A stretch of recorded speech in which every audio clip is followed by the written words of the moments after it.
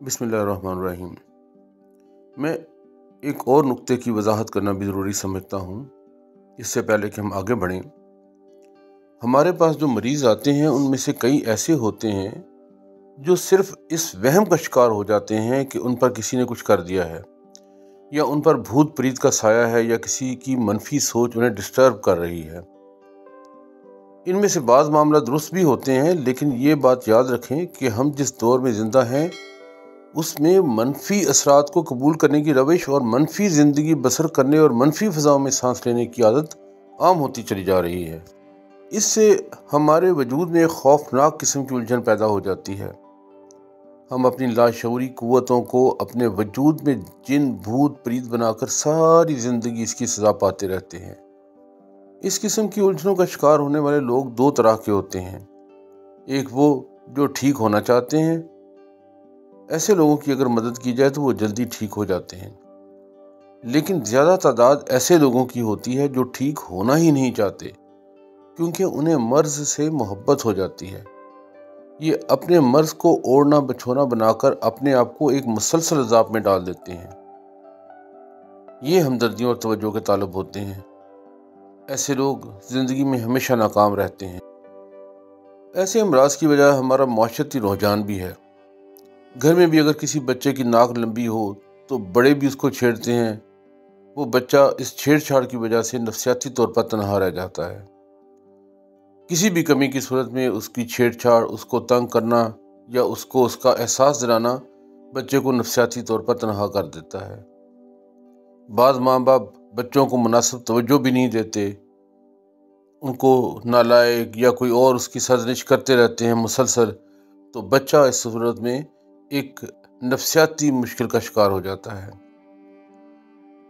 और नतीजे के तौर पर बच्चे हमदर्दी हासिल करने के लिए मर्ज़ से चिमट जाते हैं, बल्कि मर्ज़ को अपना अज़ाज़ बना लेते हैं। मैंने देखा है कि आज के दौर में बच्चे और जवान यकसा तौर पर बेदारी के ख्वाब देखने के आदी हो जाते हैं। वो ज़िंदगी के तलख़ हक़ाइक़ से फ़रार हासिल करते हैं तो तसव्वुरात में जा पनाह लेते हैं और अपने ज़हन की एक फ़र्ज़ी दुनिया बना लेते हैं। इस दुनिया को जब वो हकीकी ज़िंदगी में भी पैदा करने की कोशिश करते हैं और उसमें नाकाम रहते हैं तो झूठ का सहारा लेते हैं। कुछ लोग अपने तसव्वुरात में अपने आप को अमीर घर का चश्मो चिराग समझते हैं। हकीकी ज़िंदगी में ऐसा मुमकिन नहीं होता तो वो झूठ का सहारा लेते हैं और घर से पैसे चुरा कर ख़ुद को अमीर साबित करने की कोशिश करते हैं। इस एक झूठ को निभाने के लिए उन्हें बहुत दूर तक जाना पड़ता है और वो अपने मदार से बाहर निकल जाते हैं। हर गलत रास्ते पर चलने वाले को पता होता है कि वो गलत राह पर चल रहा है। उसके अंदर से आवाज़ आती है कि तुम गलत रास्ते पर हो। वो इस आवाज़ को दबाने के लिए मुख्तलिफ दलाइल तलाश करता है और हीले तराशता है। इसके अंदर ऐसी कशमकश पैदा होती है कि उसे मुख्तलिफ अमराज लाहक हो जाते हैं। अगर कोई माहिर उसके अंदर की ये कशमकश ख़त्म कर दे तो उसके सारे अमराज ख़त्म हो जाते हैं। अगर सिर्फ झूठ से लगने वाले झटकों को ही ख़त्म कर दिया जाए तो अमराज दूर होने लगते हैं। फिर ऐसे लोगों को आप देखेंगे कि उनके चेहरे 3-4 दिन में ही दमक उठेंगे और उनकी बिगड़ी हुई सूरतें संवरने लगेंगी। आप भी अपने इर्द गिर्द देखिएगा, या हम में से सब चूँकि किसी न किसी इंसानी कमज़ोरी का शिकार हैं। हो सकता है कि कुछ लोग ऐसे हों जो बसा औक़ात झूठ बोल लेते हों। वो एक दफ़ा झूठ को छोड़ के अपने अंदर से सच्चाई को बाहर निकाल कर रखें तो वो देखेंगे कि उस सच्चाई की रोशनी उनके चेहरे, उसके जिस्म और उसके पूरे वजूद का अहाता करेगी। वो और उसका चेहरा चमकने लगेंगे। एक और बात याद रखें, दुनिया को तलब ज़रूर करें, इसके लिए जद्दोजहद भी करें, लेकिन इसी को सब कुछ न समझें।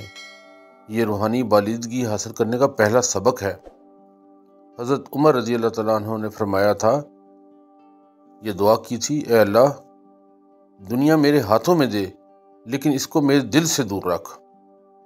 इस दुनिया को दिल से दूर रख कर हम कई रूहानी मनाज़िर हासिल कर सकते हैं।